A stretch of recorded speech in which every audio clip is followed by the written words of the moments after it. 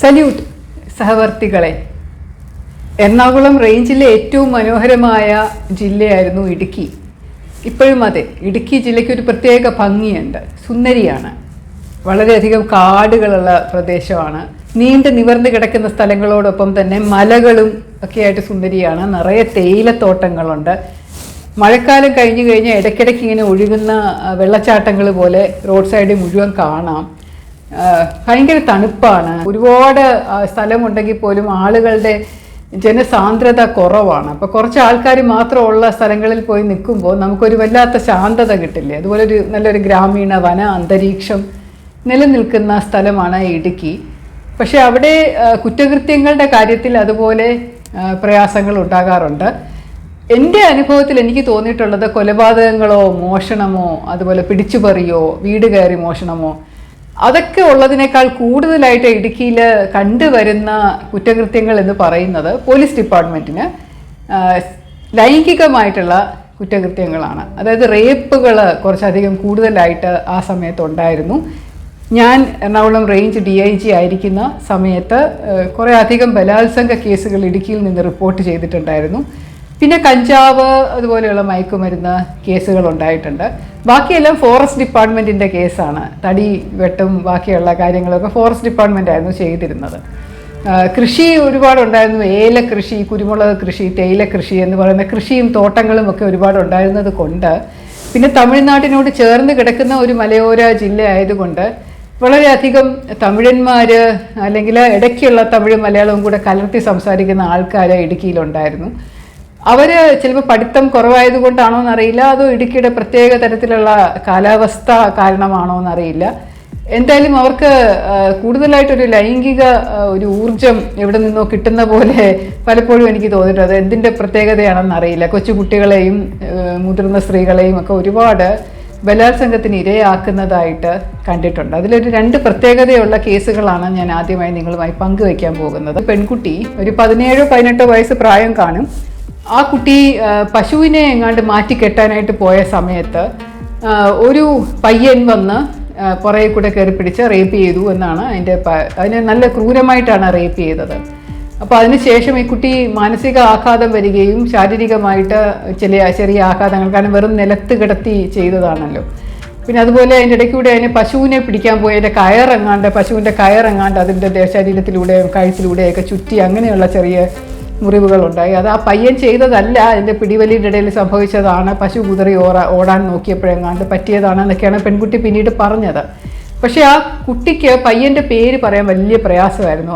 ആദ്യമൊന്നും അത് പറഞ്ഞില്ല ആരാണെന്ന്. പക്ഷെ ഞങ്ങൾക്കൊരു ധാരണ കിട്ടിയിരുന്നു കുട്ടിക്ക് അറിയാം എന്നുള്ളത്.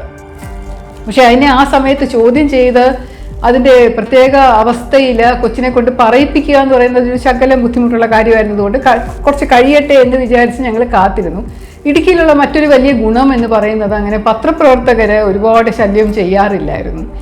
ഒന്നാമത് ആർക്കും വേണ്ടാത്ത കുറേ മനുഷ്യരാണ്. ഒരു പ്രാധാന്യമില്ലാത്ത പാവപ്പെട്ട ജോലിക്കാരായിട്ടുള്ള വീടുകളിലുള്ള കുറേ ആൾക്കാരാണ്. അപ്പോൾ അവർ റേപ്പ് ചെയ്യപ്പെട്ടാൽ എന്താ, കൊല ചെയ്യപ്പെട്ടാൽ എന്താ എന്നുള്ള മട്ടായിരുന്നു പൊതുവെ. അതുകൊണ്ട് പത്രമാധ്യമങ്ങളിലൂടെ വലിയ പ്രാധാന്യം ഇതിന് കിട്ടിയില്ലെങ്കിലും ആളുകളാരും എന്നെ വിളിച്ച് എന്തായി എന്ന് ശല്യപ്പെടുത്താനും ഒന്നും പോയില്ല. നമ്മൾ നമ്മുടേതായിട്ടുള്ള പേസിലാണ് അത് അന്വേഷിച്ചത്. കുറച്ച് കഴിഞ്ഞപ്പോൾ ഒരു മാസത്തോളം കഴിഞ്ഞ് കുട്ടി കുറച്ചൊക്കെ ഒന്ന് ഭേദമായി, ആശുപത്രിയിൽ നിന്നൊക്കെ വിട്ട് തിരിച്ച് വന്ന് വീണ്ടും ജോലിക്ക് പോകാനും ഒക്കെ തുടങ്ങി. അതിന് കുറച്ചും കൂടെ നമ്മൾ പോലീസ് ഓഫീസേഴ്സും സാമൂഹ്യ പ്രവർത്തകരും ഒക്കെ ചേർന്ന് ആ കുട്ടിക്ക് കുറച്ച് കൗൺസിലിങ്ങും ഒക്കെ കൊടുത്തു കഴിഞ്ഞപ്പോൾ വളരെ സാവകാശം കുട്ടിയോട് ചോദിച്ചു, എന്താ മോളെ, ആരാ ചെയ്തയാളെ പിടിക്കണ്ടേ, നിന്നെ ഉപദ്രവിച്ച് ബലമായിട്ട് ചെയ്തതല്ലേ, തെറ്റല്ലേ എന്നൊക്കെ പറഞ്ഞ് സംസാരിക്കുമ്പോൾ കുട്ടി പേര് പറഞ്ഞു.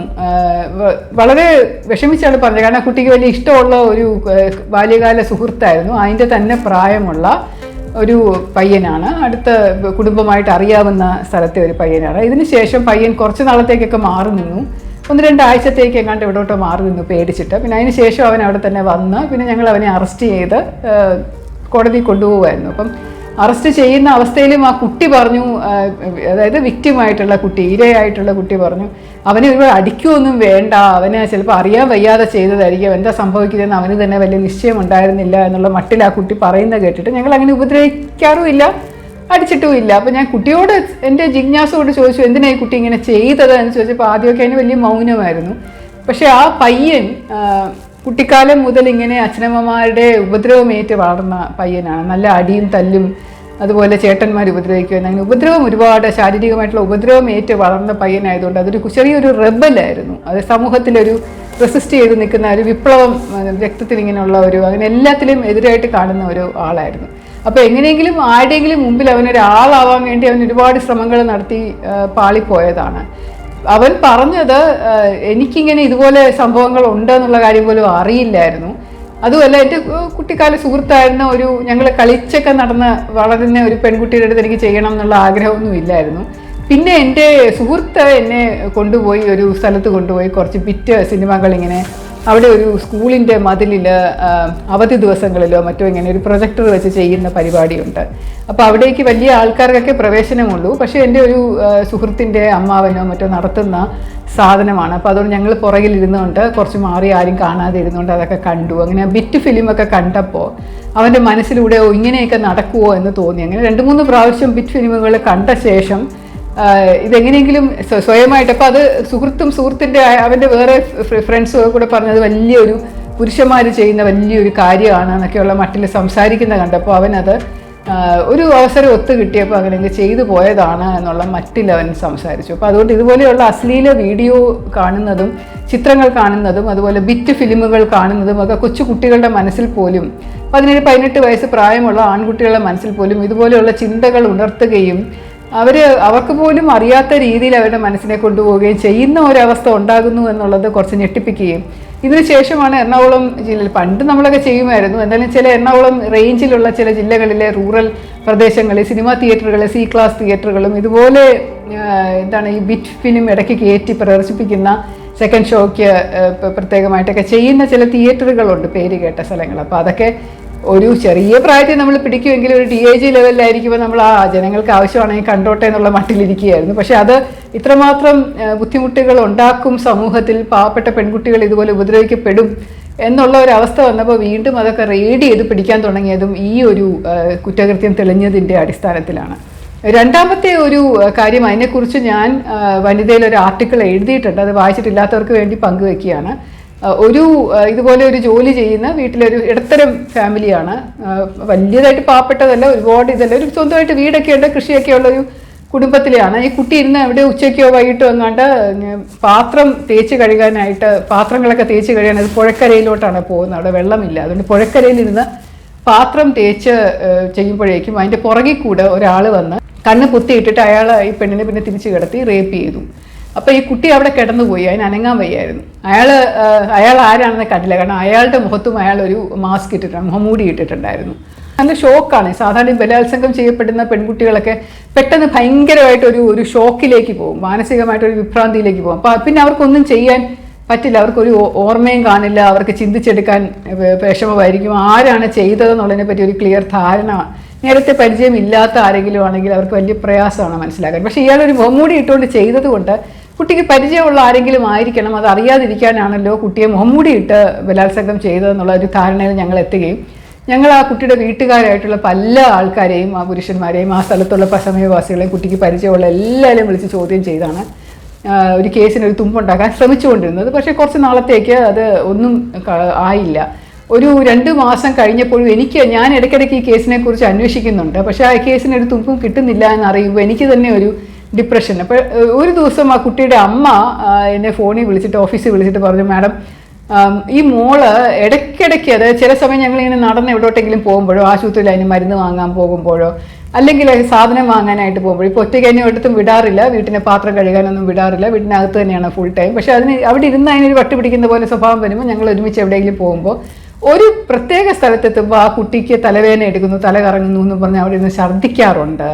അതുപോലെ ഈ ബലാത്സംഗം ചെയ്ത് കിടന്നിരുന്ന സ്ഥലത്ത് ആ കുട്ടി നല്ലപോലെ ഛർദ്ദിച്ചിട്ടുണ്ടായിരുന്നു. അതുപോലെയുള്ള ഒരു വികാരമാണ് ആ സ്ഥലത്തൂടെ പോകുമ്പോൾ വരുന്നത് എന്ന് അവൾ പറയുന്നത് കേട്ടപ്പോൾ എനിക്കൊരു സംശയം. കാരണം ഞാൻ എൻ്റെ മോളെ ഇതെന്താ പറ്റിയതാണ്, ആരാണ് ചെയ്തതെന്ന് ചോദിച്ചപ്പോൾ കുട്ടിക്ക് ഒന്നും അറിയില്ല, ഓർമ്മയില്ല എന്ന് പറഞ്ഞു. പക്ഷേ ആ കുട്ടിക്കൊരു മണം അതിൻ്റെ മനസ്സിൽ നിൽപ്പുണ്ട്. ആ ഒരു വല്ലാത്തൊരു സ്മെല്ലുണ്ടായിരുന്നു അയാൾക്ക്, ആ വ്യക്തിക്ക് ഒരു ഗന്ധമുണ്ടായിരുന്നു എന്നാണ് ആ കുട്ടി എന്നോട് പറഞ്ഞതെന്ന് പറഞ്ഞു. അപ്പോൾ ഇതൊരു പുതിയ ഒരു അറിവായതുകൊണ്ട് ഞാൻ ആ കുട്ടിയുടെ അടുത്ത് വീണ്ടും പോയി സംസാരിച്ചു.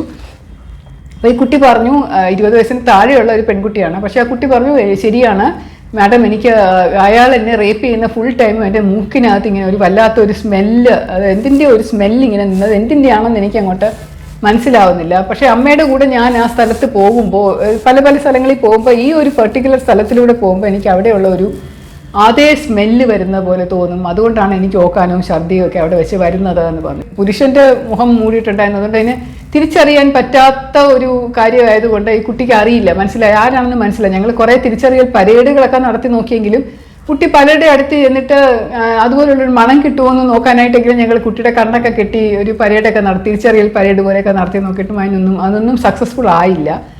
ആരായിരുന്നു പ്രതി എന്ന് മനസ്സിലായുമില്ല.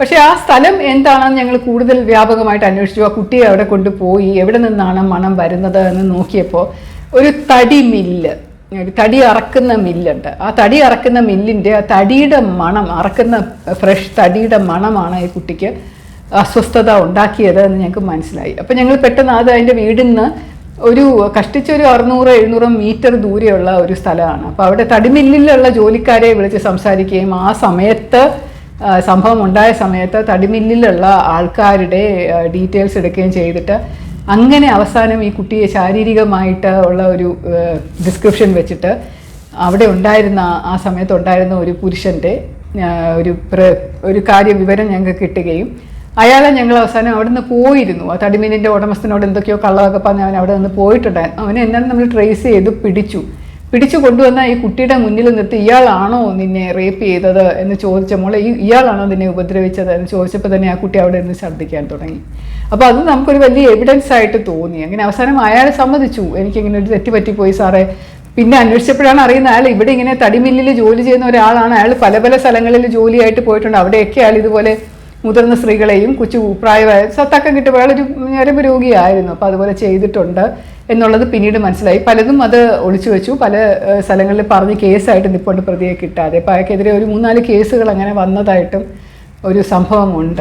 റേപ്പ് ചെയ്യപ്പെടുന്ന പെൺകുട്ടികൾ പല കാര്യങ്ങളും പ്രത്യക്ഷമായിട്ട് മനസ്സിൽ ഓർമ്മ വരത്തില്ലെങ്കിലും അവരുടെ മനസ്സിൻ്റെ അടിത്തട്ടിലേക്ക് എന്തൊക്കെയോ ഇങ്ങനെ ആ മണങ്ങളോ അല്ലെങ്കിൽ ആ ഒരു ഫീലിങ്സോ ഇമോഷൻസോ അല്ലെങ്കിൽ ആ ഒരു വികാരങ്ങളോ അങ്ങനെയൊക്കെ കിടക്കും. അപ്പോൾ അതിൻ്റെ ബേസിസിലും നമ്മൾ കുറച്ചും കൂടെ ഒന്ന് സീരിയസ് ആയിട്ട് പ്രോബ് ചെയ്താൽ ഇതുപോലെ കേസുകൾ തെളിയിക്കാൻ പറ്റുമെന്ന് മനസ്സിലായ സംഭവമായിരുന്നു അത്.